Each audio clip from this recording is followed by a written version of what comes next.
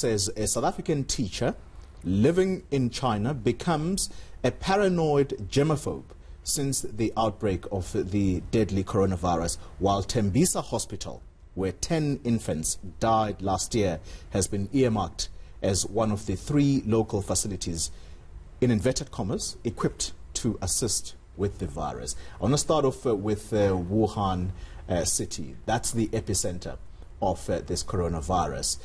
The World Health Organization is singing the praises of China and how it is dealing with this. Should we believe them? Because the death toll has now risen. Yesterday it was sitting at 132. Today we're hearing a figure of 170. Just in terms of the efficiency about China being praised, if you look at the efficiency in terms of how they've built their hospitals or planning to build these hospitals, apparently they're going to be erecting one in 10 weeks specifically for this, and that was about, I heard that about 4 weeks ago, or 3 weeks ago. So in terms of their efficiency, they definitely are up to the task. But I mean, this is a virus. You can't quantify how it's going to spread in terms of numbers. You can't quantify just in terms of symptoms, apparently.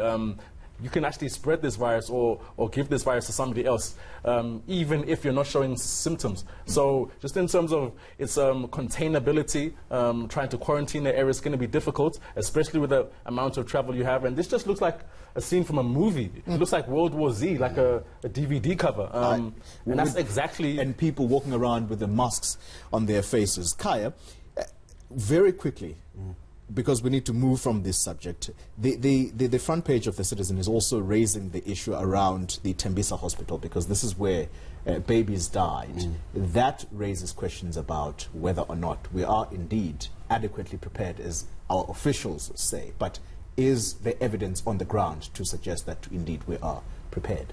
Well, undoubtedly, Goli, the question came out to Minister Mkhize that why are you using this hospital in light of the tragic events that we saw. But Minister Mkhize said, look, it's likely to be a very isolated ward. So if you have people suffering from the virus, it won't be like multitude of people. So they will try to distribute accordingly, because you have Steve Biko Academic, also you have Charlotte Maxeke Academic Hospital, and also Tembisa Hospital. So they will try to make sure that they don't just concentrate in one center. Kaya, then if we look at the front page of the Cape Town, it's a completely different story. It's what I dealt with in the intro there. The South African Human Rights Commission completely pulling out of the mediation efforts, if you like. They've been trying to assist with the refugees that have been camped outside the Central Methodist Church in Cape Town. And one of the reasons they are citing in the main are the threats to the Provincial Commissioner of the Human Rights Commission in the Western Cape, that's Mr. Chris Nissen. The question I asked in the intro, do the refugees, if there are threats like this against the very people that are trying to help them, do they still deserve our collective sympathy and support?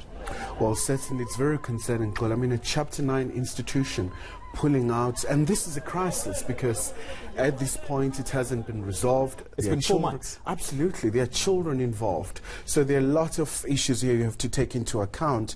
But obviously, I mean, there was a point where they were saying one of the refugees, they had about 18 guards, one of the Congolese former generals. So this is really, really just absolutely ludicrous how we're reaching this particular point. Yeah, and we're going to actually be in conversation with Mr. Chris Nissen in this hour because there is a gentleman that has been mentioned specifically by their statement as having issued this threat against the life of the Human Rights Commissioner. Yeah. Sandile, let's look at the sports pages. What are we talking? Oh, in fact, you're looking at the front page. We can quickly run through the sports pages.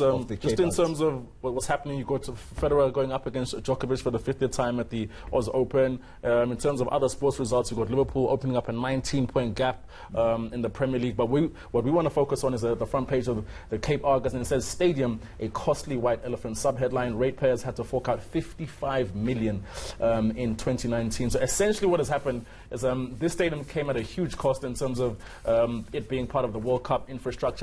And it just hasn't had or generated enough gigs to, maintain itself, because it takes at least 70 million just for maintenance alone. So that tells you need a big anchor tenant.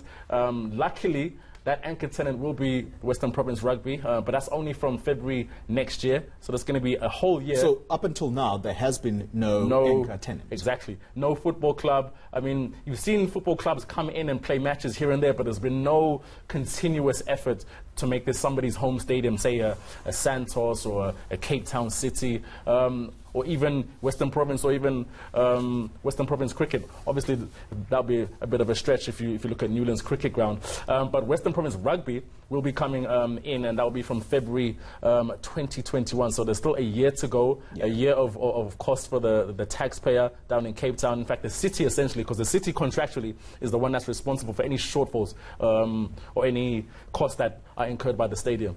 Oof. So it's going to be a long year for Cape Townians, essentially. Oof. All right. Gentlemen, thank you very much for joining me on the Coffee Chat. It's a pleasure. Kaya, we expect to see you again. I'm ecstatic. Sandile, thank you very much. You'll stay with me here. All right.